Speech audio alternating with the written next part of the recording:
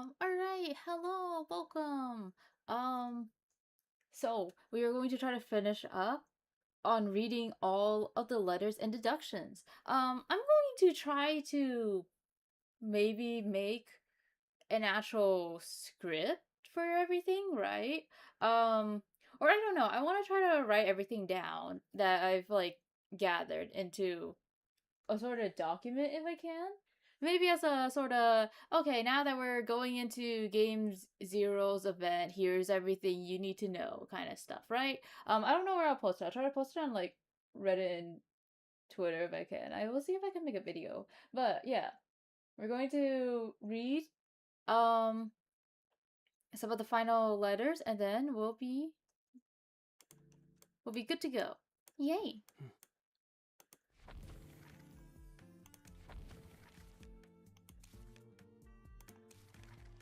So, first we're going to look at the general information. Now,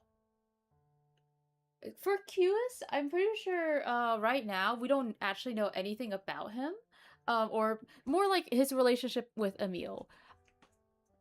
I'm pretty sure, like from Q's trailer though,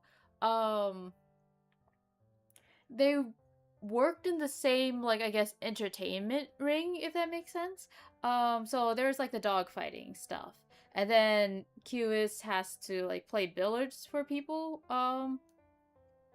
So they were in like the same building, but they were doing different things. And I think some people suspected that it is possible that Marcus was the one who helped free Emil, because we don't know how Emil escaped.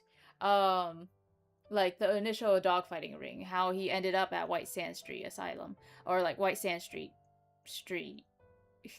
um, so some people kind of think like, oh, maybe he took like pity on Emil and helped Emil out. So that's why they have like a sort of relation with each other. Um, anyway, so yeah, he's dating Ada, and then something about Roy, question mark, something happens. I'm pretty sure that's just gonna be like Roy kills Emil. File. Date of birth, October 10th. Talents, climbing, exercise, likes Ada. Age, unknown. Interest, daydreaming. Dislikes, dogs in crowded places.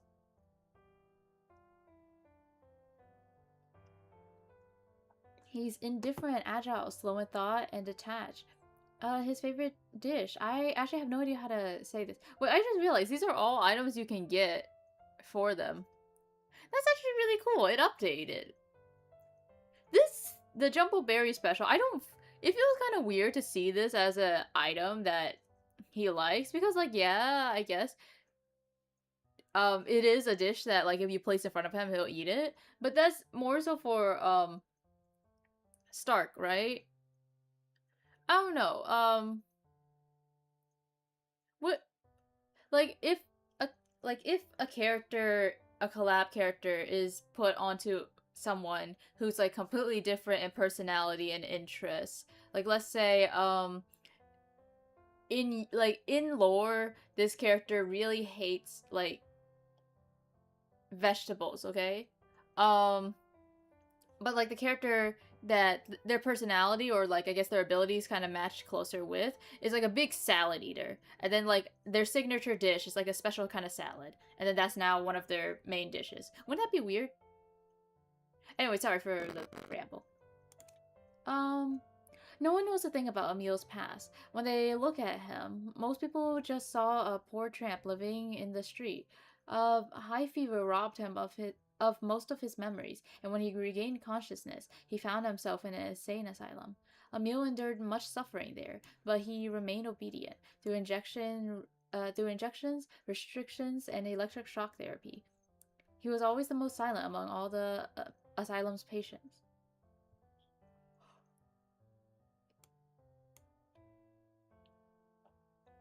In the asylum, the amnesiac Emil appeared more taciturn and calmer than the others. Did I read restraint correctly? Because for some reason I feel like I misread that. I'm not even tired. I don't know why, but In the asylum, the amnesiac Emil appeared more taciturn and calmer than the others. He then met Ada, who entered the asylum to practice medicine. She soon decided to take him away, gradually helping him recover some of his normal emotional reactions and actions. But he would still often recall his days in the asylum. Those vague memories of being in prison, bound and unable to move. Dust flew through the stifling air, and countless faces cheered wildly all around him. After that, whenever he was strapped to a chair or a hospital bed, he became anxious and instinctively panicked.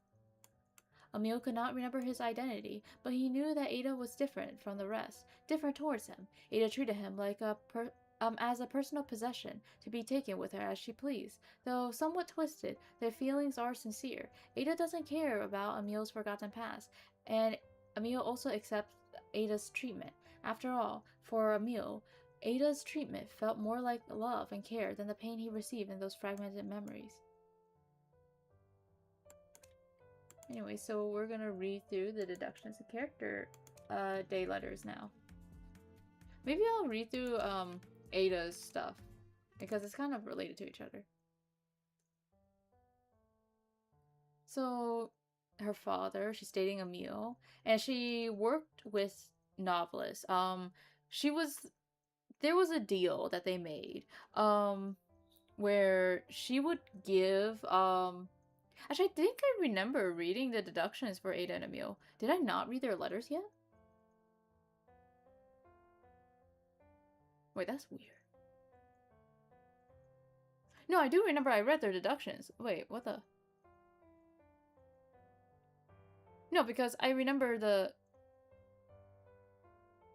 Okay, well that's... Hey, give me a second.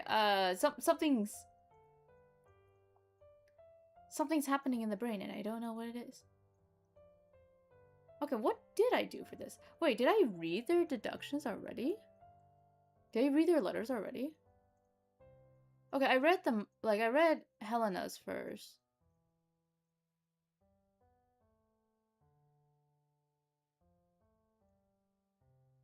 And then we moved on to Galatea. Oh, I took a long time to read Helena's stuff, wow. Did we really not read Ada and Emil's stuff, though?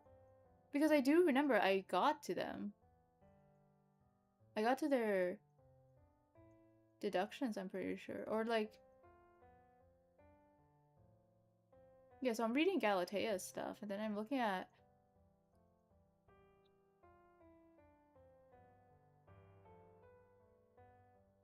Did I really not read any of it?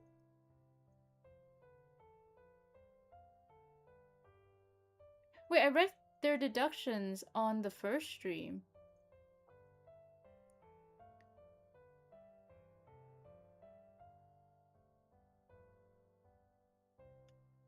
Wait, did I read everyone's deductions on the first stream? Oh, okay, so... Yeah, so that makes more sense. Okay, so this is just a letter reading stream then. Okay, never mind. Okay, that was okay. So, we won't read their deductions because we did already read that. I'm sorry. I'm very sorry.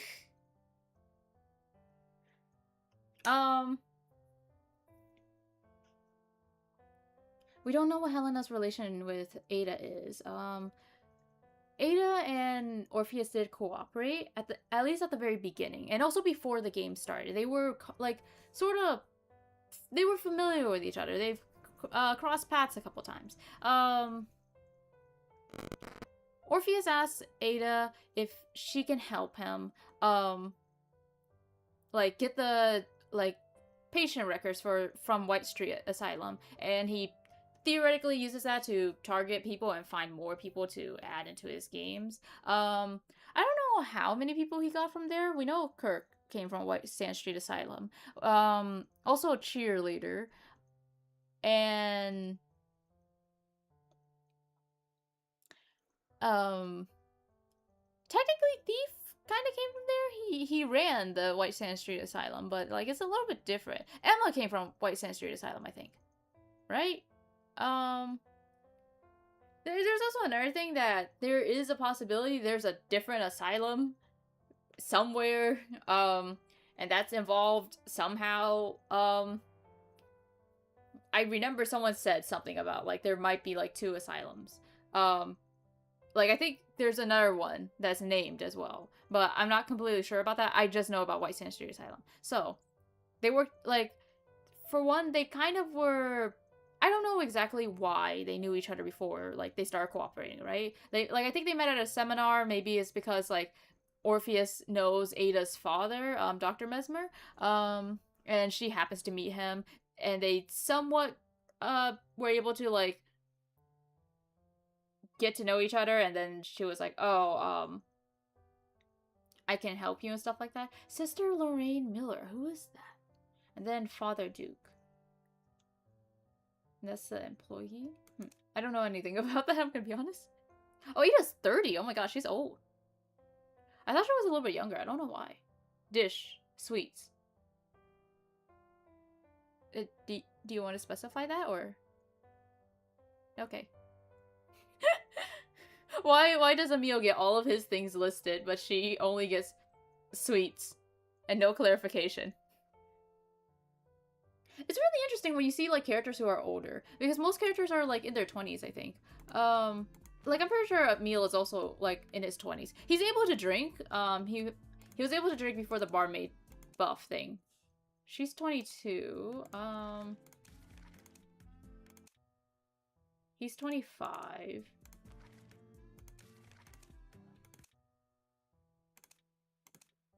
He's 21.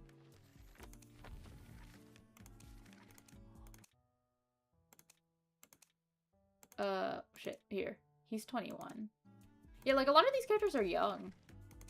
I feel like, Emily is a little bit older, though. 32, yeah, she's pretty old. Yeah, because, she met Emma when she was a child. And she's 22. Yeah, so she, like, it's kind of... The whole relationship between Emma and Emily is very interesting. But yeah, it's a little bit off topic. We're gonna get back to, like, I guess reading this stuff. But yeah, it's weird for it to...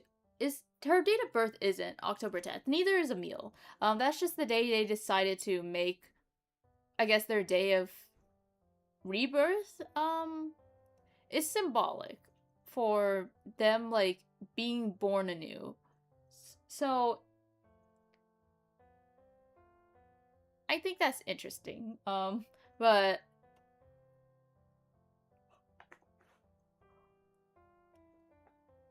it's kind of why I guess the events are called, like, character days and not necessarily birthdays, because we don't even know what Emil's birthday is. And also with Ada, while she does know her birthday, I guess, like, she just doesn't use it anymore, so.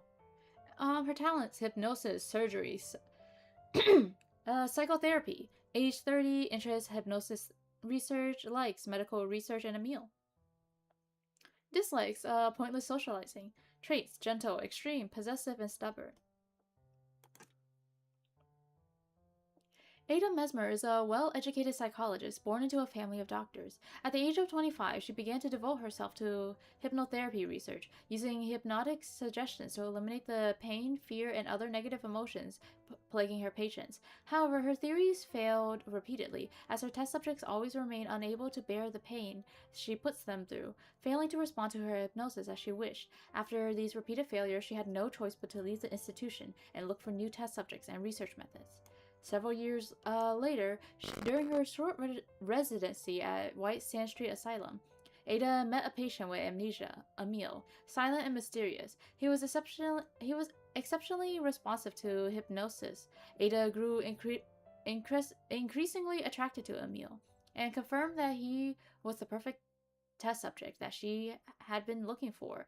As her contract with the asylum was about to expire, Ada could no longer ignore her complex feelings for Emil. She decided to help him escape. After leaving the asylum, Ada continued her research with Emil, attempting to treat her symptoms from time to time. Hypnotherapy was Ada's lifelong pursuit, but her relationship with Emil gradually became another essential part of her life. A few years later, her research finally achieved some result, but Emil's improving condition suddenly began to regress. Their twisted but pure love tied them together. She firmly believed that the amnesiac Emil just needed the right doctor, and that only she could save him. To find a way to cure Emil, she accepted a deal proposed by an old acquaintance. That's Orpheus. Which game? Okay, that's Ashes of Memory. And then this is well,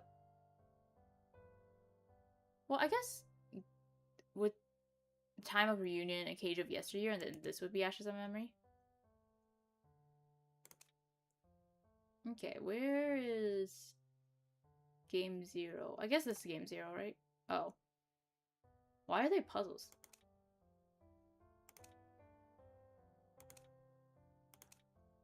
Okay. Why is it the mask one for them? That's kind of...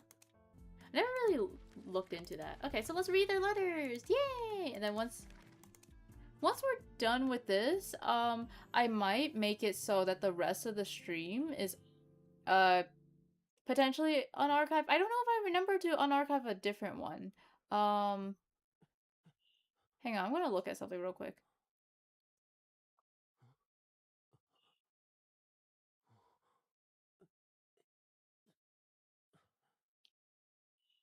Well, what I might do, I might make it so that I end stream. And then we'll come back, right? We'll start up a different stream, and then I'll do some test, like practice for Emil and Alice, to be honest. So if I remember correctly, some of these letters are going to be the same between them, and I think it's maybe just the first two. But after that, it should be different, and then so we'll read the ones for Emil, and if it looks like it's going to be the same letter, we'll skip it for Ada. A yellowed response letter. Mr. Novelist, thank you for the letter. You left a rather deep impression when we met at White Sand Street Asylum, but there may be a misunderstanding at the time. What you consider stealing was merely me picking up the patient information that I've applied for in advance. It is a normal and reasonable action while conducting research as a doctor. Please forgive my reluctance to lend the patient files of White Sand Street Asylum, both to you and to any other. And with all due respect, I am skeptical about your method of finding inspiration from patients in the asylum. Oh yeah, that. Regretfully, I won't be writing to you starting next month. Due to personal reasons, I'm leaving my job at the university and moving out of the city. The people will not miss a doctor or assistant professor by the name of Mesmer, but my family needs me. If you need further medical questions, you can inquire about them at Charles Mesmer Clinic. He might be the type of doctor who will get along with you, Ada Mesmer.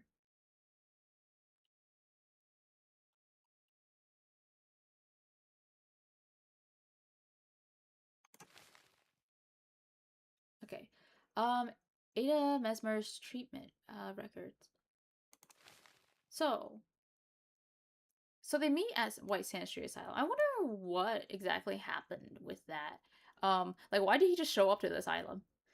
But yeah, so she gives so he's like, "Oh, I want like information on the patients that lived here and like things that happened with them so I can write about them in my novels." And she's like, "Well, that's weird, but you know what? I can do that."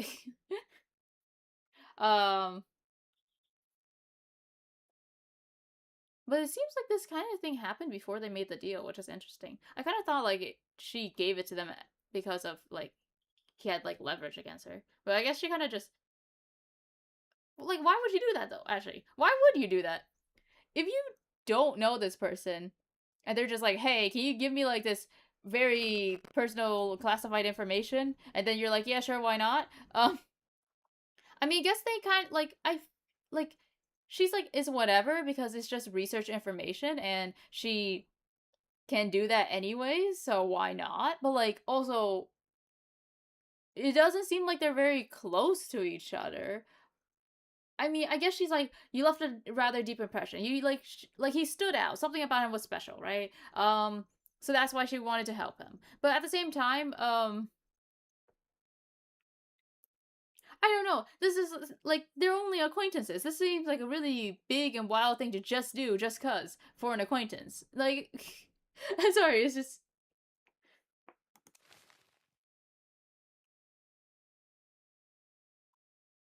You know, it's kind of funny. I read some of these to like my friend when we were like on Discord one night, right? And we were reading a bunch of these letters, and I swear to God, I don't remember any of them being this. I don't remember this one. It's been a year actually. It's been a year. It's kind of crazy. Ada Mesmer's treatment record. December 25th. Today, Emil started experiencing frequent headaches again, and his sense of autonomy is diminishing. I tried the medication assisted hypnotherapy from before, but it did not produce obvious results. When it happened, he found it absolutely difficult to focus, and his heart was beating at an accelerating rate. He also experienced spasms and couldn't even recognize me. But once it was over, he apologized for Gil and offered to organize the Christmas supplies. Ada, this is my third Christmas. He said that with a smile on his face. I can't just watch as he returned to that pitiful state, nor can I bear to lose him again. He is my only true love. And so I pathetically thought of that person again. I have made many mistakes over the last decade. I've made many mistakes over the last decades I've been practicing medicine. I thought Emil was my chance for redemption and the one destined to save me, but now I'm about to make a worse mistake. The White Sand Street Asylum patient list that person desired is still hidden in the deepest part of my bookshelf. I wish there was a fire to burn it all away, burn away every way out and every crime might commit. But now that it has come to this, I must seize the last opportunity for Emil's sake. I have no choice but to entrust my hope to that person's promise. Okay, yeah, so this kind of feels funny that I'm just like so I did know what happened. It was just okay, so it was just worded a bit weirdly. Yeah. So that's why I was confused. Okay, so he asked for her for the patient records and she's like, "Yeah, I can do that." And she just doesn't give it to him. She also tells him like, "Oh, I'm not going to write to you anymore. You can go like ask my dad for help. He'll probably help you better." And also, honestly, this is like a really weird request, bro. I can't just give it to you. So she does get the thing. She like it's not hard for her to do. It's a reasonable like normal reasonable action because she is a researcher and a doctor. But she like yeah. So please forgive my reluctance to hand them over. So I kind of thought that she because like okay. I think I just really misunderstood the first letter. So when she said like please forgive my reluctance, I am skeptical about your methods and then like whatever.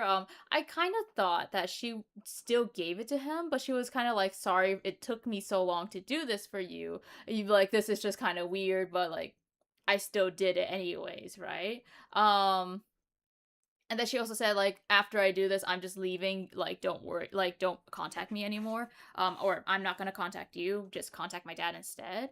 Um. But no, she kind of just says, "Yeah, I do. Like, I can't do it. I was able to do it, but like, I'm not gonna give it to you, and I'm leaving, and not like leaving and quitting as a doctor, and I won't be writing to you anymore. Um, go to my father."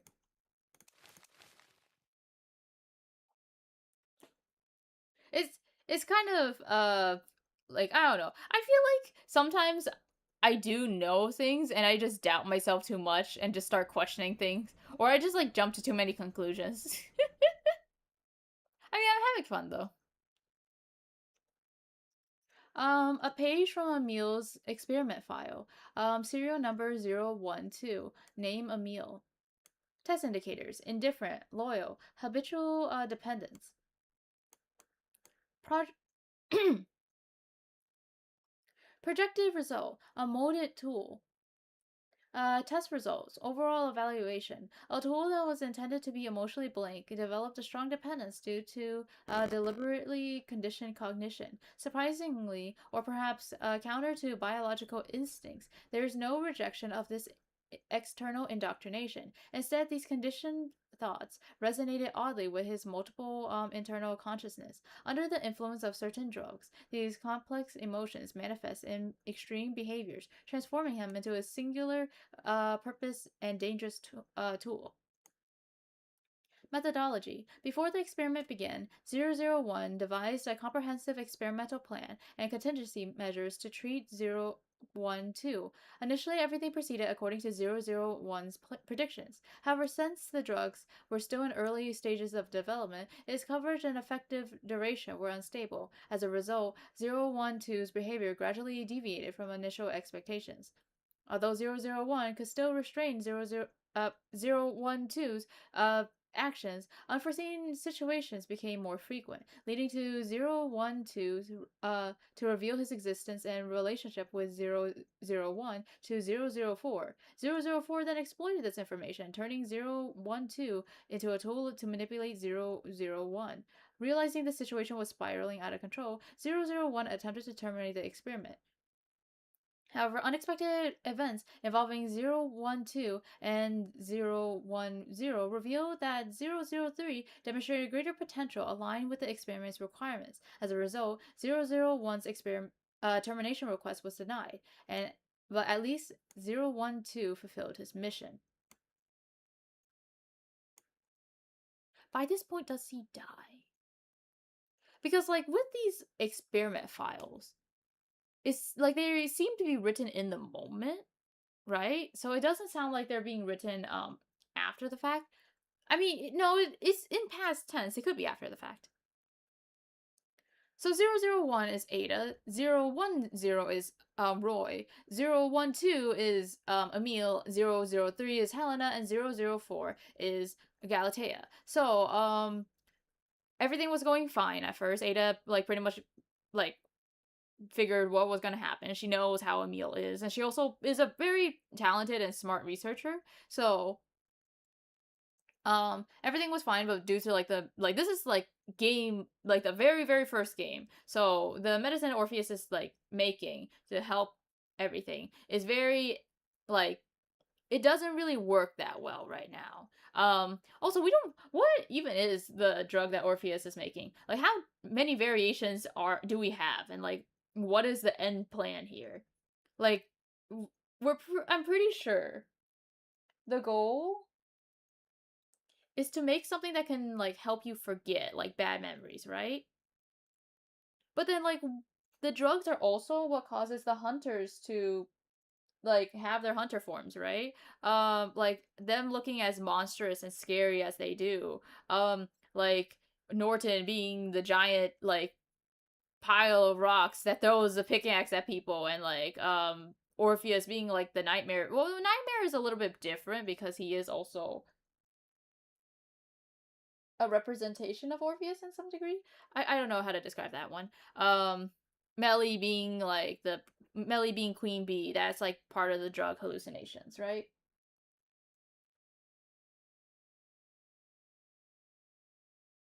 So what does the hallucination gain? Like, I'm pretty sure like Orpheus is doing all this to, I guess, help Alice forget the trauma of what happened in Olida's Manor like all those years ago, right? When they were children. But then like it also seems like he's purposely causing them to like hallucinate and see things that they don't want to see. And like what does that gain him? Like what are most of these games like even doing to like help, right? What did we accomplish in like half of these games? Like let's be honest. Like this one Orpheus is very heavily involved with, so I feel like this game is very like I don't know, like maybe this is me being biased or whatever, but like certain games that kind of just happen and like we don't really see any experiments or anything to like further things to happen. It feels kind of like I guess less plot relevant. Like I know people really like the Hullabaloo event and the Hullabaloo storyline. Um but I kind of felt like I guess in the overall like I don't know, it's like it's so hard to describe. I'm sorry for being like really rambly, right?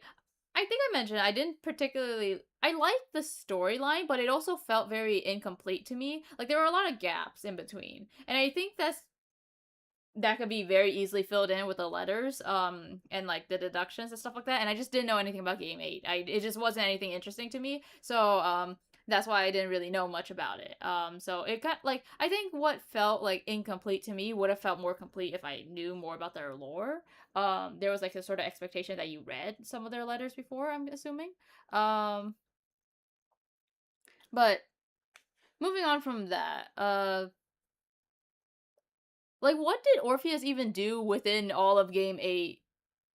Like to test like the medicine. I think he used it on like Margareta, right? And he like, but other than that, what else was gained from it? Like it kind of just felt like the Hullabaloo crew just all got back together and they had to deal with their own like past traumas and like like bullshit drama, right? All their unresolved like issues now they're just forced to confront it with each other. But otherwise, what did Orpheus gain from that? Like similarly, what did Orpheus gain from game 3? Right? He kind of just threw them all into the manor, like, and there's like themes to these games, right? Like some of it is like, oh, you guys have like something shared with each other. Maybe like like you guys are all part of the cat cult. You guys are all part of Hullabaloo. Or like sometimes it's just like they don't have anything related to each other, but there's some sort of theme to it, right? This one's kind of like an off example, but this one is disabilities, right? Emil has like PTSD. He has a lot of trauma. He has like I think he also has like OCD and night tremors, things like that. And then Helena, she's blind, and Galatea has her dwarfism. So, and then we have Ada, who's the doctor, which is kind of in line with that. Um, but she's the only like I guess quote unquote normal one, right? And then we have like game 3. That's the I guess the communication storyline, but like I don't know what is going on with that one. Like, what did we gain from just telling them, okay, guys, you can't talk to each other, send letters to each other? Like, did we even test the drugs on them?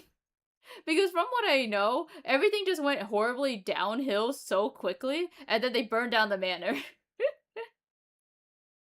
Also, what did interfering with Anne's attempt to like get to know like Ganji do for the game? Like she was like she wanted to like get to know him and like clear up any like misunderstandings and like become like friends with him because she's like, "Oh, I kind of see you as like cool and relatable or something like that." I don't know. Like um that whole thing is a bit weird because it seemed like they were like they're on relatively good terms and they liked each other until they didn't, and now all of a sudden Anne is scared of him and thinks he's like creepy and suspicious and like violent and stuff like that.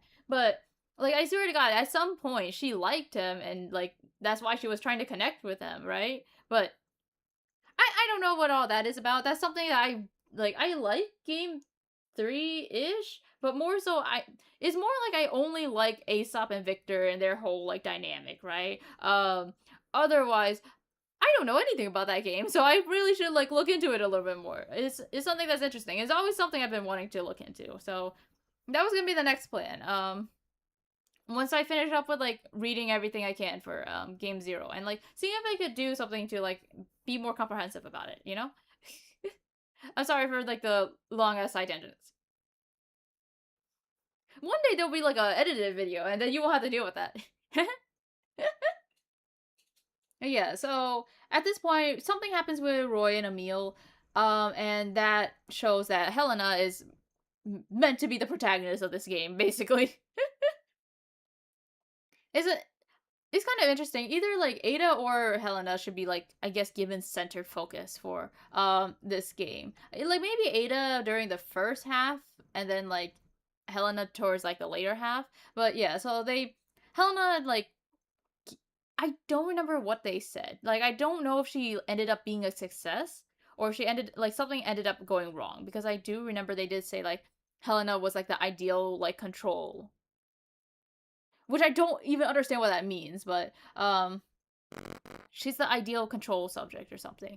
And then with this like I'm guessing at this point like no, they have to still be alive because the termination request was denied, basically saying you can't leave yet. So at this, like, the fact that there's still a request, I guess, in place, like, there's no point in denying it if Emil's already dead. Like, there's no, like, it would be too late by that point. So, like, I don't see, like, the purpose of including this. So at this point, Emil is still alive, but something happened between Roy and Emil that led to Helena being seen as this ideal test subject now, right? Um, and because of this, Ada and Emil are forced to stay for a bit. Overall evaluation. Compared to ordinary individuals, the almost blank personality of 012 should theoretically have been the perfect test subject. However, the human brain, and perhaps human emotions, possess extreme complex operating mechanisms. The state the brain exhibits are not solely constructed on cognitive measures or the pros and cons of one's behavior. In terms of results, those unknown, uncontrollable, and mutually influencing variables make the memory supplementation experimental methods appear too risky, forcing me to reconsider the more thorough memory override. For now is not the time to make a final decision. After all, this experiment plan is too unique, and it would be difficult for other designers to integrate themselves into the experiment to such an extent. So I'm gonna take a little bit of time to go to Ada's stuff. Oh, they are different. Oh shit. Okay. Then I'm just crazy. What the fuck? For some reason, I thought their letters were the same. Was that changed, or am I just crazy? I think I'm just crazy. What the? Okay, so this is probably okay. A reply. Dear sir, thank you for the reminder, and you are absolutely correct. Perhaps I overestimated myself, for I don't have the ability to treat the one that I love. Considering his recent condition, we would like to try the latest treatment you previously recommended. But due to his unstable mental condition, please try not to pay us another visit. We can maintain contact via letters. I hope you understand. I will travel to your manor with the invitation in 2 weeks, and I'll bring everything you want to know. Ada Mesmer. Okay, so the first one was probably from years ago when Ada first quit the asylum. So Emil's letter came first, for like the first letters, right? And then this is when she decides that she'll take him up on the deal anyways. Like 3 years down the line. Um, and then Emil's letter for year two. That was Ada's, I guess, thought process on that. Like, it was a diary entry, and she's basically saying, I can't do this on my own. I'm going to have to consider like the novelist's like uh proposition, right? And then this is her eventually replying. So his second letter comes next, and then this one. A secret letter. Dear novelist. Okay, this one is during the game. This one's definitely during the game. Okay. Dear novelist, I demand that the experiment be terminated immediately. Although I agree to let Emil assist you, his safety cannot be guaranteed now that his identity has been exposed. I do not see any of the security personnel you promised, and I repeatedly hinted at our cooperation to you today, yet you seem to have no intention of discussing it with me. It seems your reputation alone cannot guarantee our safety, so I would rather give up the payment and leave with Emil. Please reply to this as soon as possible. We shall be leaving in the evening tomorrow if we don't hear from you. Yeah, and then by then it's too late.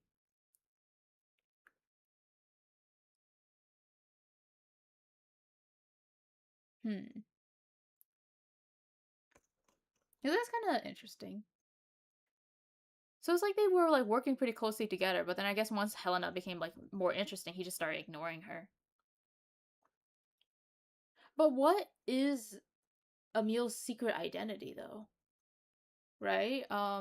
Like is him being married to Ada or like dating Ada really that big of a deal? Like what exactly did Galatea gain from that, right?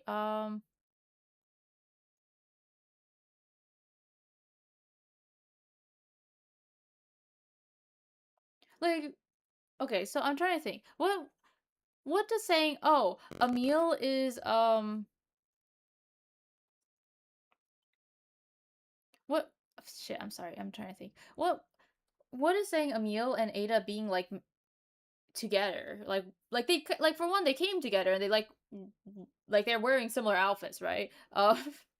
So like maybe they came from the same area. What does knowing that they have this relationship do? Like I guess now Galatea has this information, she could use it against Ada, in a way, but like now that she knows exactly what they are, but I don't see how this like suddenly like compromises his safety, right? Probably not actually. Would it make more sense that the reason why his safety can't be guaranteed is Galatea like knows more about him being an asylum patient, right? And she's more aware of like his, I guess, condition. And that's what she uses to exploit. And that's why his safety cannot be guaranteed. Because I don't see how knowing that they're married would do anything, right? Um but knowing that he's like he has trauma and he has like issues, right? That does seem like something you can use against someone. Like this is something that like it's a reason why I'm very worried and scared about ever saying anything about my like anything like any past issues I've ever had, any conditions I have, because there's a chance that someone can use it against you, right? And that's something I worry about a lot. So I feel like um there's no reason for Galatea to use their marriage status against Ada, right? Or it doesn't seem it would gain much.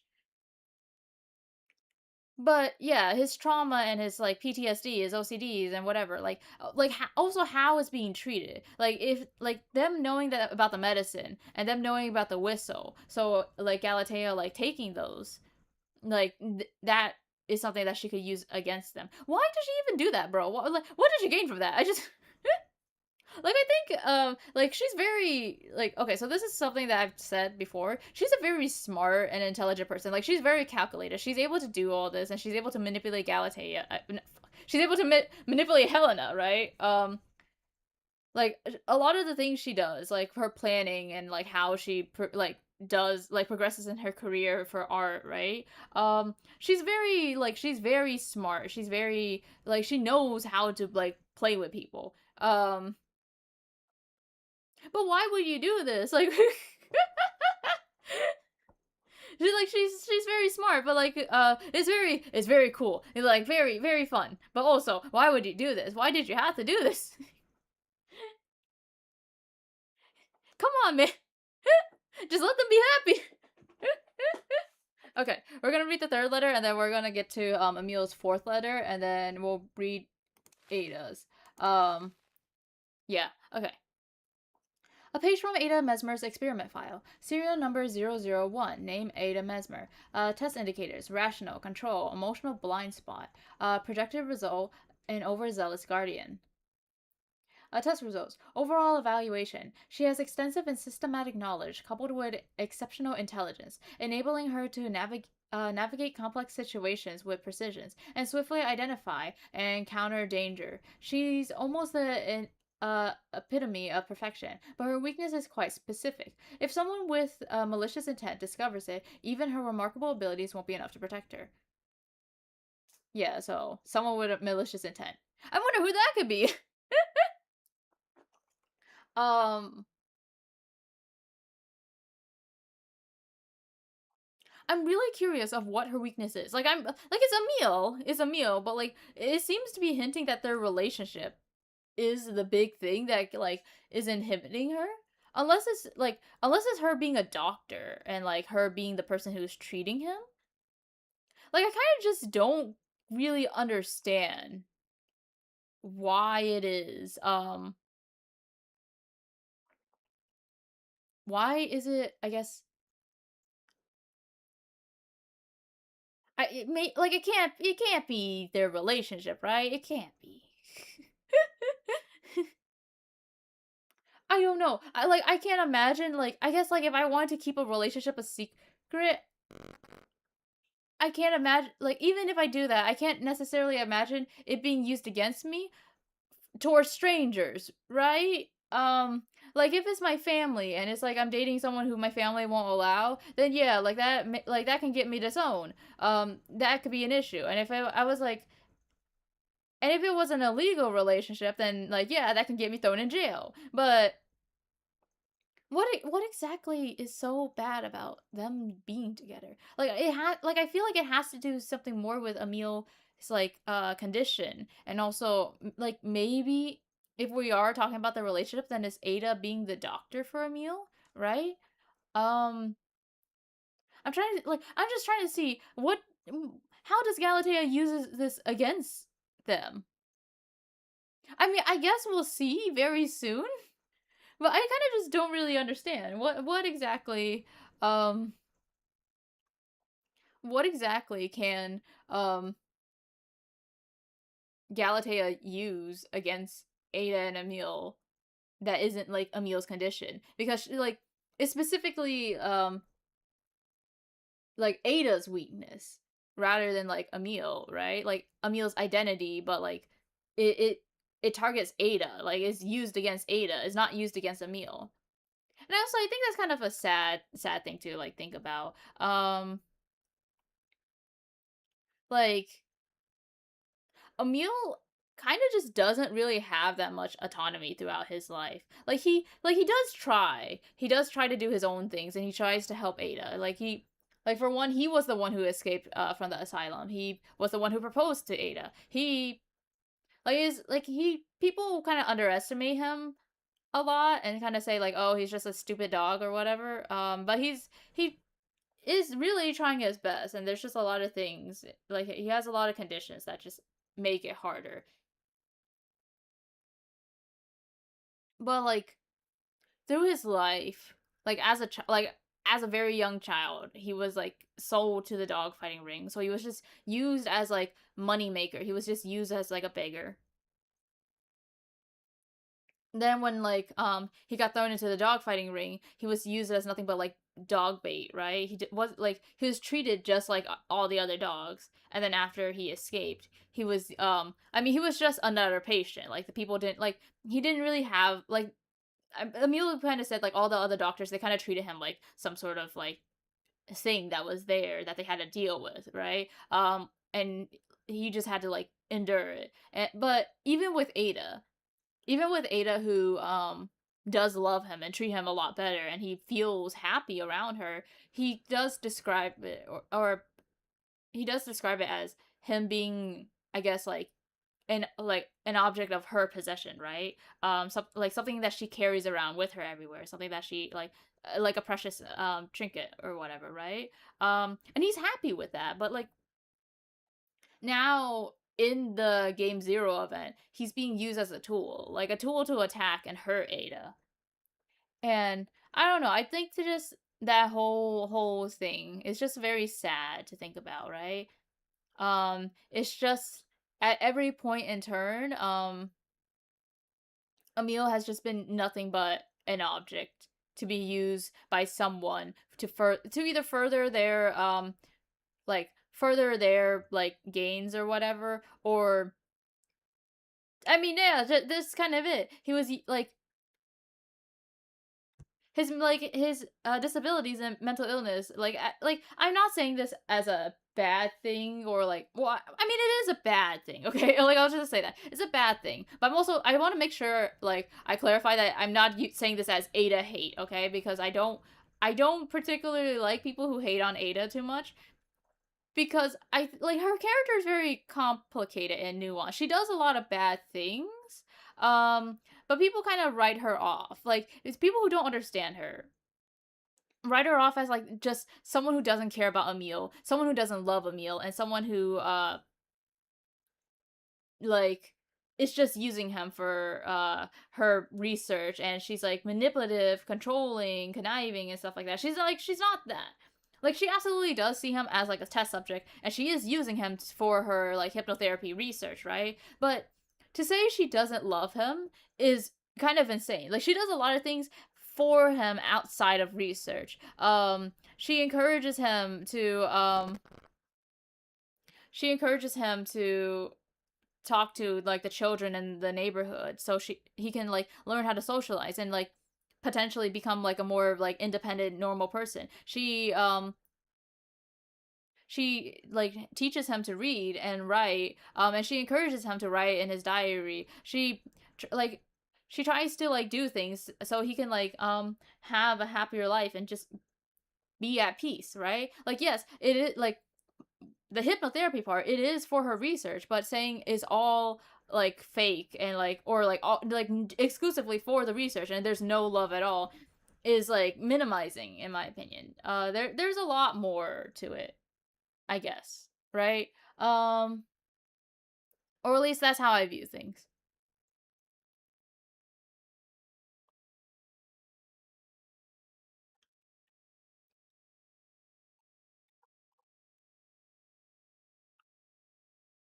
All right.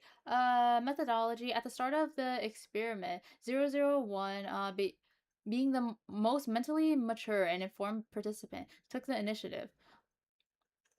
Although she misidentified 010, this deviation was not deemed critical at the time, especially given her clear and accurate assessment of the other participants and the dangers they pose. The duplicitous 010, the harmless 003, and the insidious 004.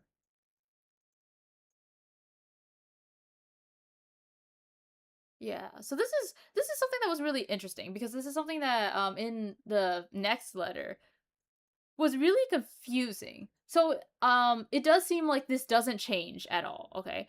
This was something that was heavily talked about. Actually, I wonder if I can find it because I did play it at some point. Oh, well, isn't this cute? Okay. What's this?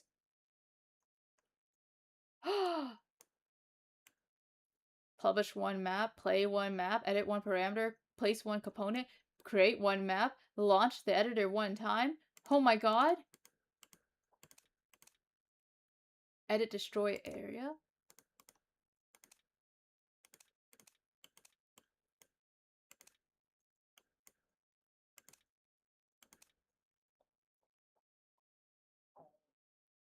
My stomach, no. Well, I guess this is motivation to try to eventually get something. My god, three memory spear records. I wonder how long that's gonna last. Honestly, the rewards aren't that good. It's not really worth it. But at the same time, it would be nice if like you make like a really good map and is like consistently played. Maybe you can get like memory spears from that. But that would be like a very specific thing to happen. I don't know. Where is it? Okay, my manor played. uh, uh don't worry about this too much. Where is it? Wedding testing, raise the kanji. Life is strange, AFK parkour. Where's Emil, silent night? It had to be around here. Duo dating map. Huh.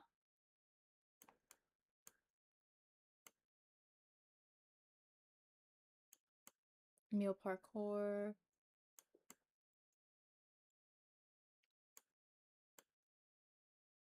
Alice and Friends. Where is it?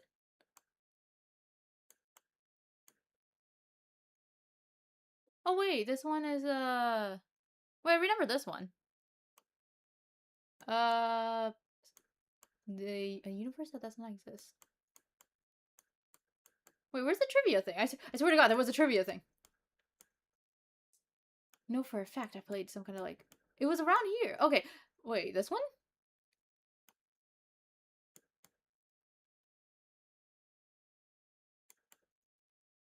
It's not it, is it? Oh wait, has this updated? I do remember I really liked it for what it was when I was first playing it, but it was very bulky and it didn't really work that well. But it was fun, and I did like it. Playing detective. I actually never finished this one. I might go back and play it one day. And we'll do another Scribble Ideas game. Wedding. There was like a trivia one, right? I played it. Test. Huh. Get married in IDV.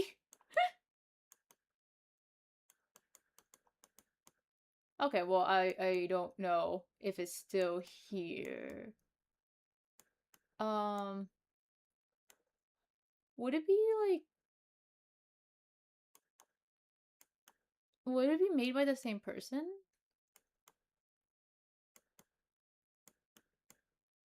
Yeah, there's the Paper Bride stuff. Did it change order? You've played 105 maps? I'm 100% sure I played more than that, bro. Okay, hang on. Basic Ganji. Oh, I remember that one. That was funny. You made a lot of maps, wow. 100 stats, 100 stats, 100 stats. Last part. Luca love story. Do I not have it?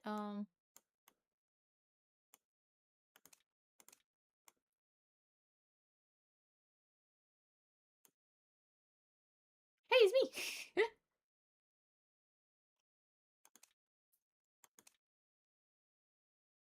Yeah, so I guess I don't. Oh, okay. That's well. That was a waste of time. I'm sorry about that, guys.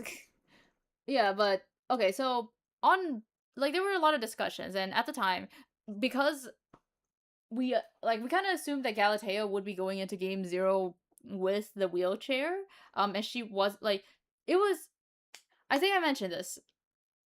It was heavily debated whether or not Galatea loses her mobility after or before Game Zero. And for me, I was on the like side of before, and I kind of wanted her and Lily to meet before the games because I did like what I was worried about was them making a Survivor Galatea and then everyone sort of like I don't know, making a lot more like disabled jokes around her, which is kind of what I was like worried about, or like even I guess even worse would be like saying um they would prefer like they prefer the Survivor Galatea because she's not like in the wheelchair, and I was kind of worried about that. So there was like it was kind of like I didn't want people to I guess erase that part of her and her disability. But I mean, also her story is much more centered around dwarfism anyway, so I was kind of like, oh, okay, either way, because it was gonna like she still is disabled, and it's gonna explore that within the story. So it's kind of like whatever. Like I didn't mind it either way. Um, but yeah, a lot of people thought that Helena was now the malicious one, and she was the one who was sort of making fun of Ada here. But that's not the case. I do want to say that. Okay.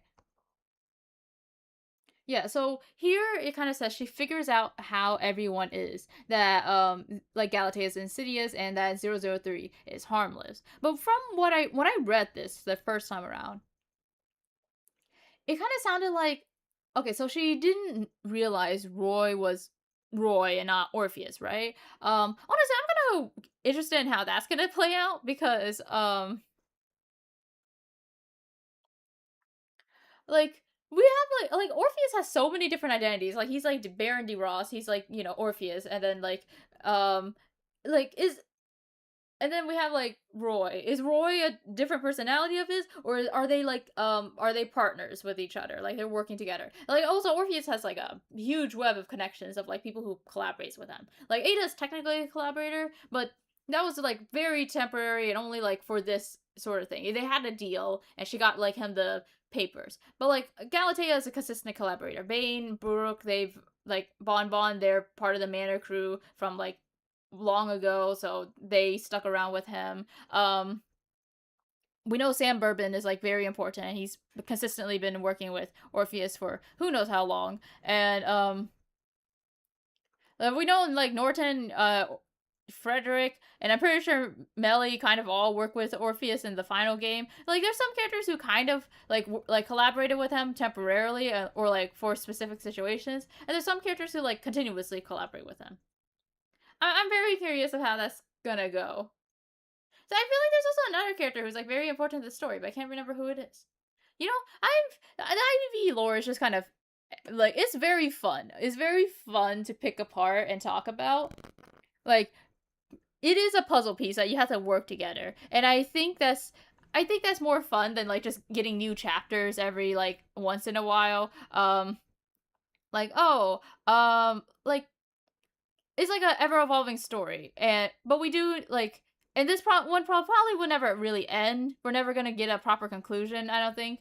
Um, like it's like there's no point in giving it a proper conclusion because you want the story to be continuous so you can continue like making money off of it. I think the only way the story will end is if they know end of service is coming and they decide to like actually officially end the story. But otherwise, like pretty much every storyline, I'm pretty sure is just going to continuously be updated, and there will never be like a conclusion or finale. Which, like, I guess is just how it is for like games like these. It is like a ongoing live update game, so um, yeah. But okay, I'm sorry. That was that. I don't. Okay, so the whole point was so she misidentifies Roy as Orpheus, and that doesn't seem critical at the time. I don't know if it's ever going to be critical actually, but because she eventually does seem to figure it out. Actually, wait. Although she misidentified, this deviation did not seem critical at the time. So does she never actually figure out who Roy is? Okay, well that's interesting. Uh, so actually, Orpheus might not even be that much of a player in this game at all. It could just be Roy. Anyway, so she does know like Roy is like weird and suspicious. Helena is just harmless and she's just there. And then Galatea is evil. But like when I read this, I kind of thought she was able to immediately pick up on that.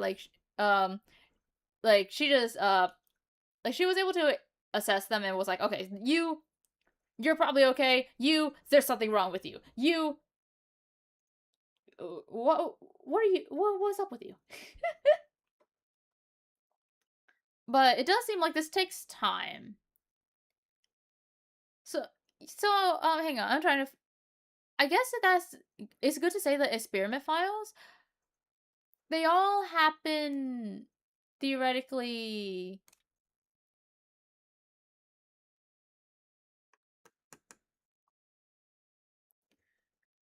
They're all written after the games are done, right?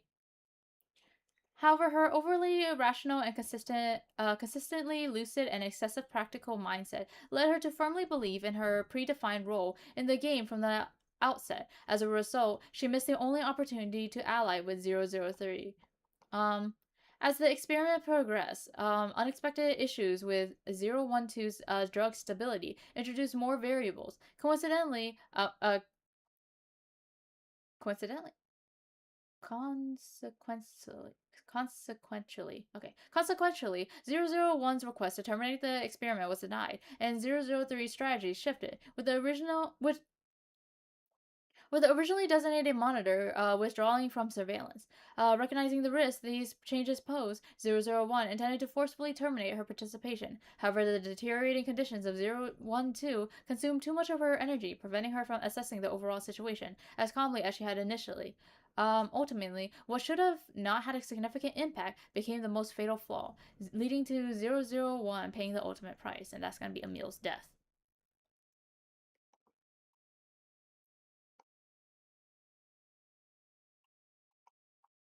Okay, analysis summary. Initially, I was hesitant about including 001 in this experiment, as her value at this stage far exceeded that of the ordinary test subjects. Excluding the unique significance of 012, however, once the balance of rationality is disrupted, it seems it cannot be restored. Before the game began, 001 made the decision for me, and unsurprisingly, I lamentably lost a potential collaborator as a result. Fortunately, 001's participation provided us with numerous benefits, supporting the entire experiment both now and in the future, regardless of whether she was a researcher or a research subject. Yeah, so from this, it kind of does sound like she did figure out their things like relatively quickly, or like it says initially.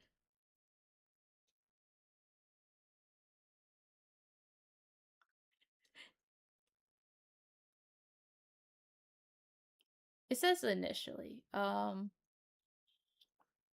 Like once things got like started going haywire, she wasn't able to like assess the situation as best as she used to. But one thing to keep in mind Helena is not malicious or evil or anything like that. I think she's one of like there's very few characters within IDV who's kind of just good people, right? Like I feel like everyone's kind of just sort of malicious to some degree. Like of course everyone has their struggles, everyone has their issues. But everyone kind of ends up either being evil or very morally gray. And I think that's fine. But I also feel like I would. I feel like it would be nice to have characters who are just good people. Like they struggle in life and they kind of meet an unfair ending, but they're still good people, right? Like I kind of wish like Gardner didn't become like I guess more manipulative and malicious. I feel like because I feel like her dealing with like she I don't know which one it is properly. Like she seems to have like bipolar disorder, right? And she's obviously heavily traumatized, but the fact that she like was able to stay like relatively good and kind despite all of that is like I don't know. I think that's like a nice little character and story. It's kind of sad that she does like like she's in a lot more control than she initially like shows off, and she's a lot kinder. I mean, not kinder. She's a lot more like manipulative and uh, I guess also unfeeling than initially like thought of. But also, there's also a thing where I don't like. Sometimes you kind of need to like some characters I don't pay enough attention to. Right? I don't think I've really read through Game Four's story as closely as I should. So I don't really think I could speak on that too much. But I do wish that, like, I'm pretty sure, like, most people, they, like, all knew Emma as, like, this cute and nice character for, like, a long time. And then, like, the Alice letters kind of reveal that she has more to her than we initially thought. I kind of don't really agree with that. And I kind of don't like that they did that. But also, maybe I'm, like, sort of, I guess behind on the information because a lot of I guess Emma fans they were like, oh, if you thought she was like nice, like if you ever thought she was nice, that just shows that she manipulated you properly. And like a part of me questions, is it like just revision, like like this is the information that came out, and you're kind of just saying like either newer fans coming in and like they always knew about this, so like going back they were able to see evidence of it, or sometimes people just did they just say it because like oh I'm the character's number one fan. Of course I saw it coming. um, but like I don't know. Like I'm very curious. I do want to like read through it and be like, you know, now that I think of it, she does seem a bit like I don't know. We'll see one day. One day we'll see how much of the lore I read and how researched I am because like there's so much and it's always updating like all the time. So there's so many characters now, and I'm not I don't even have the best of memories. I forget shit so quickly and easily. I'll read these letters and then immediately forget everything like once we're done. So we'll see how things go. The last page of a diary. I have received no reply to my letter, nor have I found a proper moment to speak with that man. He is forever in the company of those two young ladies, as inseparable as a shadow from his form. I considered confronting him outright, yet when I attempted such a course, it was Emile who bore the punishment. It was shortly before nightfall that I seized the chance to speak alone with one of the girls, the younger of the two. She had discovered Emile, and I, in turn, had uncovered her breach of rules. So this was actually, I guess, the younger thing, right? This was kind of a hint that it was Galatea, and that was kind of what I was like. That's kind of what I initially thought, right? Because Galatea and her dwarfism, people constantly thought she was a child. They treated her like a child. They saw her as a child. All that stuff. Like it brought her a lot of self-esteem issues. And my stream, is it lagging or am I crazy? It's lagging on the Twitch side, but it seems like on the YouTube side it's okay. Or I'm gonna try to like move back and forth and see if like my thing is tracking. Um, I have no idea. It was my okay like my character's swaying now. On the YouTube side it isn't even moving. Okay, that's kind of worrying. It's swaying now. Shit. Okay, well hopefully we didn't lose anything. But yeah. So her dwarfism. was kind of a hint that this would be Galatea, but it was like one like at the very bottom. Where was it? Uh, yeah, departed with a light, springy step, as though she just heard the most delighted fairy tale. Like that's the reason why people thought it was Helena, because like Galatea can't walk. And I was kind of like on the fence: is this Galatea or is this Helena? Because it was heavily debated. But at the time, I was kind of like, I don't know why, but I thought it was Helena. A part of me was kind of like maybe it's Galatea, but like I guess I was still on the side of Galatea having been having lost her mobility before game 0. And I also kind of thought that at this point, like Helena being sort of like an asshole to Ada was because of Galatea's manipulation, right? I'm actually very curious about watching back this stream and how laggy it's gonna be because whenever I see the stream lag, it makes me really worried. Especially if like, am I?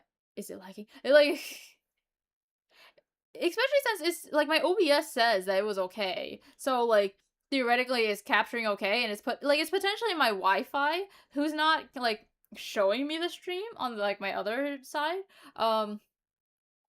So, I'm just hoping everything is okay. I'm just hoping everything is okay. And everything's gonna be okay in like the VOD. But yeah. So Helena also doesn't like Ada. And there was like a huge I mean, this is not really a huge theory, but this is a theory that I'm gonna credit her because this is where I heard it from. But for Somina mentions that she thinks that like Helena grew to really dislike Ada due to like Galatea sort of comparing like Emil and Ada's relationship with her and Sullivan's, right? So at this, like, I kind of thought like Helena was sort of seeing this as her taking control and like getting back at Sullivan in like a very indirect way, like sort of like this was her helping Emil, getting like stopping Emil from having to like endure all this to further Ada's like career and stuff like that. Just like how Helena had to endure like a bunch of abuse from Sullivan in order for Sullivan to progress her career, right? Like I kind of thought that like this was targeted at Ada, but it wasn't targeted at Emil, right? So that's kind of what I was thinking. But yeah, this is Galatea. This is Galatea. I just want to like clarify that. Especially with like the younger of the two. Like Helena is younger than Galatea, but like would Ada know that? Would Ada know that? Especially if Ada didn't really spend any time trying to bond with either Galatea or Helena. In fact, in the previous letter, it does say like there was an opportunity for Helena and Ada to like bond with each other and possibly start becoming like friends and collaborating with each other. But like Ada's like I guess her being somewhat full of herself and like not caring about other people, she lost that opportunity. So she never really bonded with these two girls. So how would she even know like what's going on with them? Like if they have any conditions at all. Like maybe like if it's obvious, then yeah. But she probably doesn't even know like how old Galatea is, right? Anyways. In fact, we don't know how old Galatea is. For all we know, like Helena wasn't of drinking age. She was like maybe 20 or like 18 or so. Like she was young. She was like a teenager. Like or she just became an adult. So that's kind of why I was like, oh, the younger two it has to be like Helena, right? Because Helena is like one of the youngest survivors we have. She just okay, so it was shortly before nightfall I seized the chance to speak alone with one of the two girls, the younger of the two. She had discovered Emil, and I, in turn, had uncovered her breach of the rules, yet she betrayed not the slightest alarm. On the contrary, after hearing my accusation against the impostor, her manner was peculiar, but particularly so for one of her age. She asked me, "Even if all you say is true, Miss Mesmer, what difference would it make?" Her face was all innocence, her tone all confusion, yet the habits of my profession allowed me to glimpse beneath this artifice a gleam of barely restrained excitement. I found myself at a loss for words, and she did not wait for my answer. Instead, she pressed into my hands the Braille volume she had been carrying in her arm. Oh yeah, this also. The fact that she was reading a Braille book made people think it was Helena, because Helena reads Braille and writes in Braille, right? So people kind of thought, oh, this like Galatea wouldn't read things in Braille. So of course it would be Helena. But also, what this volume is also something that we didn't know, because this could have been Galatea studying Braille in order to write to Helena, or to like read what Helena sends her, right? So this, like, her having this book does like was maybe potentially a study guide rather than her actually like reading it just to read, right? It wasn't like a novel or anything like that. Anyways, as though she and departed with a light, springy step, as though she just heard the most delightful fairy tale. Her words would not leave my mind, lingering there with an ever-mounting sense of foreboding. At dinner this evening, that foreboding proved justified. Emil's medicine was absent from his plate. It is now plain to me that the younger girl is far more dangerous, and I fear I may have come to this realization too late. Yeah, so this is actually kind of interesting because I feel like it almost contradicts what the last one said. Because like Orpheus was like, oh, Ada was able to figure out all these things, like she was able to assess who everyone was accurately, and that's really impressive. She's so smart. But Ada's saying this, that she figured this out too late, and like, well, I guess this was before the start of the end. So this was when she was still in her rational state. Um but like, I feel like if you spend enough time with people, of course you're gonna figure out like who they are. I mean, I guess Helena figures this out way later, but like Galatea also is purposely like messing with Ada right now. So of course, like Helena, who's like friends with Galatea, she's not gonna know Galatea is like horrible until like way later. Um, with the medicine so suddenly withheld, Emil suffered another lapse during the night, inevitable, yet less severe than in the early stages of his treatment. Perhaps that is the sole thing in this journey for which I may feel any gratitude. Painful beyond all reckoning, though that it has been, the man, at least in matters of the treatment's design, did not deceive me. This discovery has compelled me to alter my original plan. Must obtain another sample of the drug and take Emil away from this place. And then, I believe I can, or at the very least, I now know who can aid me in the attempt. And now for the last letter that we have available at the time. Wrong thing. A message on the title page. I have concealed the message. I have concealed the answer within these pages. You know the one. You know the one who can decipher it. If there remains even a single innocent soul in this game, then though I may be gone, she shall learn the whole truth. If there are none, then no one shall obtain what they seek.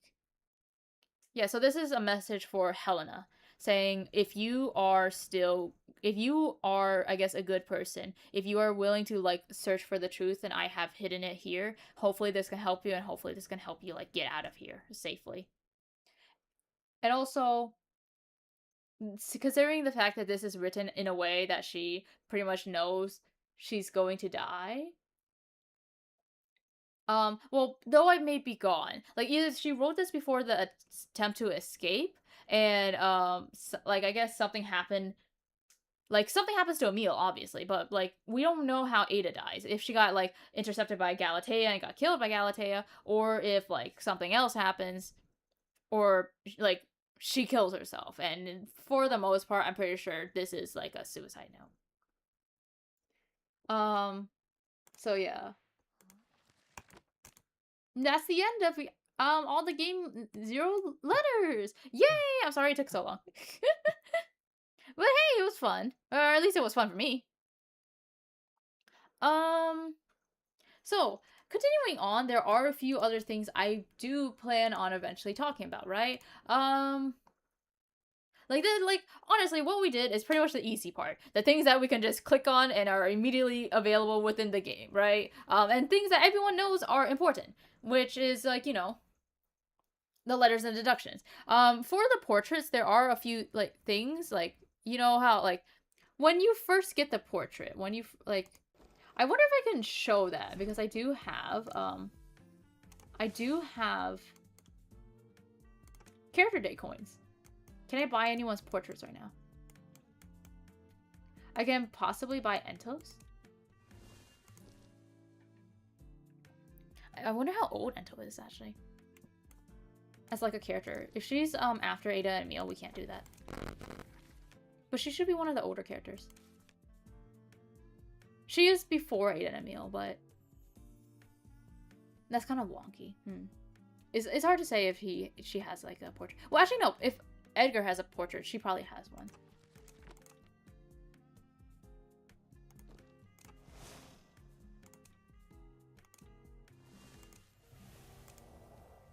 Oh shit. She doesn't. Okay, well that's my bad. Well, to be fair, I wasn't gonna really use these for anything. I'm pretty much caught up on every character that I care about for lore. No. No. Yeah, so we get we get the little notes for them, but we don't get the little click things. We don't get to click through and say like, we don't get to see all the other stuff. But another thing is, here. The portraits all have descriptions, right? Like this one, Spirit of the Lake. As the creatures of Avalon were embroiled in a new war, an urgent whistle sounded near the lake. He was certain that the eyes reflected in the still water would remain clear and bright as always. And then, like, we have all these. Wait, I just realized I don't have Ada's stuff. I don't have most of the portraits. This has no description.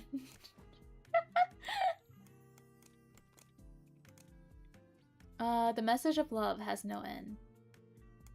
Some of these are like, I wonder how like relevant some of them are, because if they're different characters, then like theoretically is a little bit like you can't really use it as closely.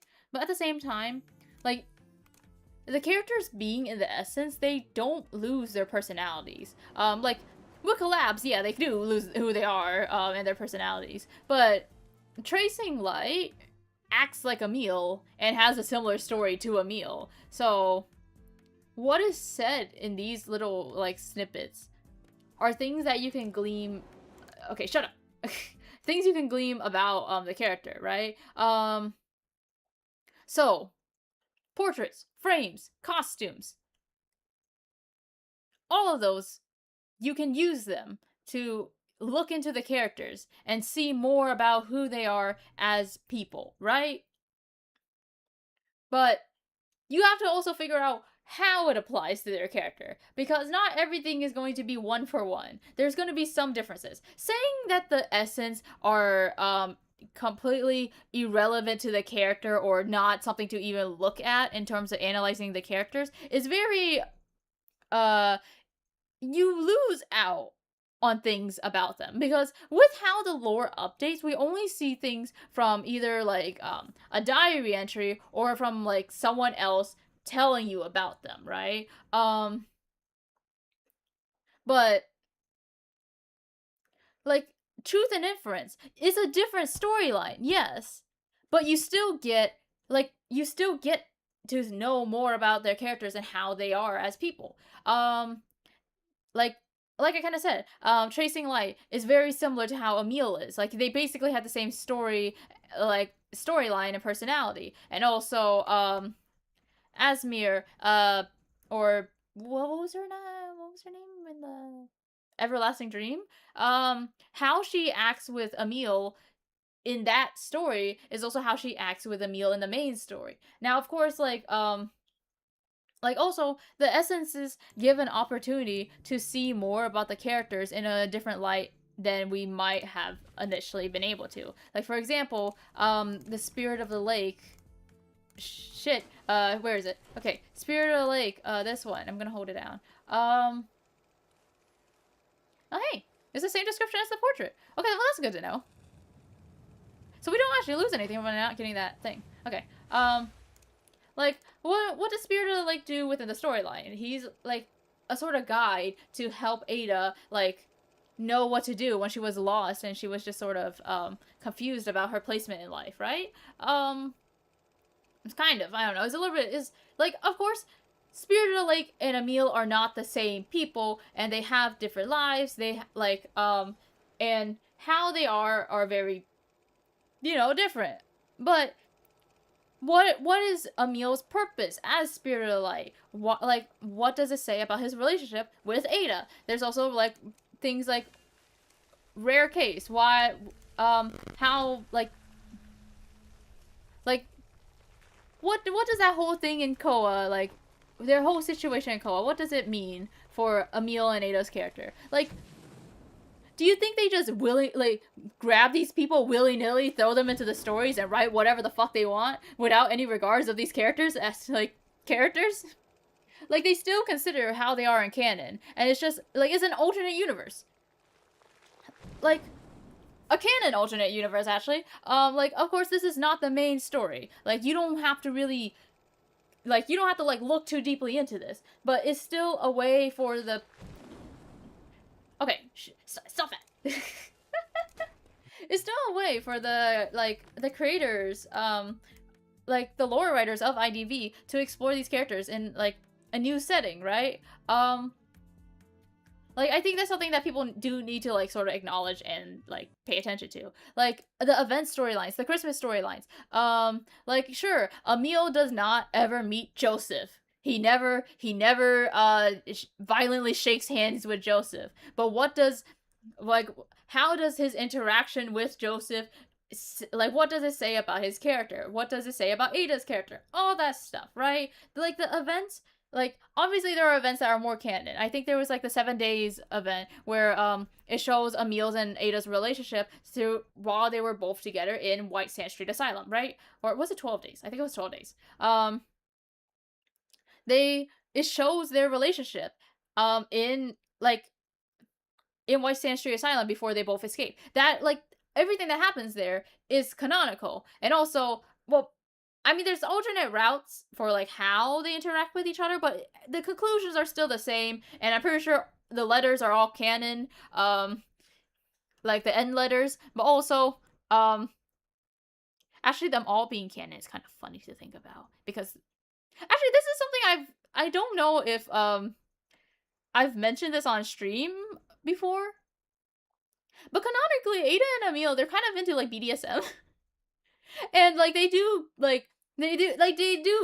done it together, right? And I remember there was, like, people discussing this on Reddit, and then the moderator was like, oh, I didn't know Netties told you guys about their secret sex life, and deleting your comment for spreading misinformation. And it's like, no, it's literally in the game. There's a letter. This is a reward for you doing the event. What are you talking about? Like, I was reading this mod going on, like, a power trip. I don't think they're a part of the team anymore. It's been years. But I remember reading it, and I'm just like, damn. Seems like you don't know anything about the lore, and you're policing people for, quote-unquote, not, like, spreading misinformation about the lore. Like, anyways, but yeah. The events. There's obviously some events that are much more, like, canon, right? And then there's some events that are like, is it canon? And then there's some that are, like, obviously not canon, but you can still glean things from the story to understand more about the characters. Those are gonna take, like, a lot more thinking and interpretation, so we'll see if we do those. Like, I might not even stream those, I'm gonna be honest. I think, like, for those, that would just be a random discussion stream, a random rambling stream where I just talk my ass off. We're just gonna, like, start looking at random things and just be like, oh my god! So if you really think about it, I think Emil having this skin shows that he is actually, his favorite color is pink. It's canon, guys. It's canon, guys. Write that down. I don't know. We'll do that someday. There's also something, like, this is very easy to look at as well. The character trailers. And, those show, like, those give you insight into the characters very directly. It's a whole video that documents their, like, story and lore, basically. So, we do have one for, I'm pretty sure we have one for, Ada and Emil, and we also have one for Galatea. Helena does not have one, though. I'm trying to think, what else is there to look at for the characters in the lore? I think for now that's all we have that we can look at. The videos are, like, the videos being canon, though, it is the easiest thing we can do. We could do a reaction stream. And we could do a discussion stream. Wouldn't that be fun? That could be the next one. Before we do the incessant yapping. Actually, watching things and reacting, that is not as time consuming and difficult as reading things. So you know what our next stream is gonna be? Is gonna be a reaction stream, and also we are going to we're just gonna yap incessantly. I'm telling you guys, Spirit of the Lake being shirtless or like mostly shirtless and you seeing his like abs is super lore relevant, okay? So like if you count the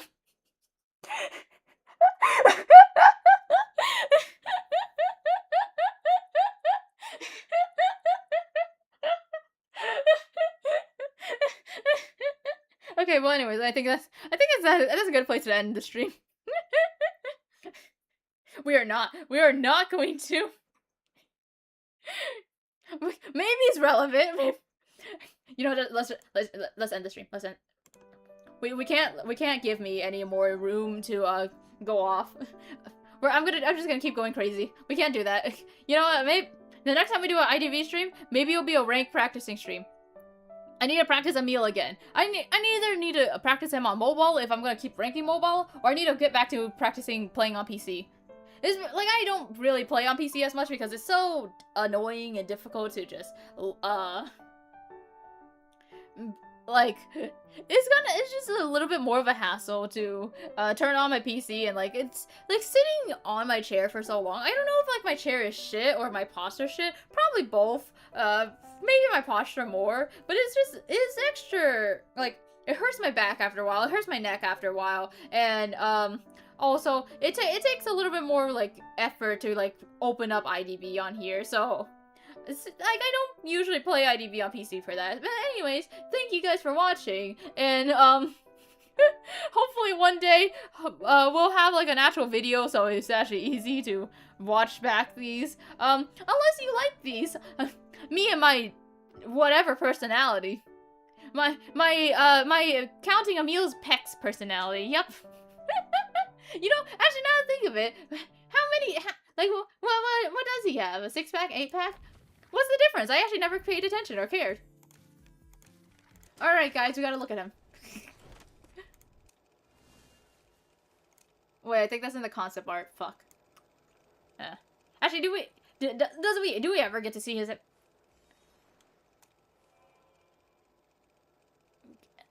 I mean, I can see his chest, I guess. Actually, I don't think we ever get to see his pecs. Whatever it's called. Damn you, game! Anyways, thank you guys for watching. We're actually ending stream now. Goodbye. Goodbye, I love you guys.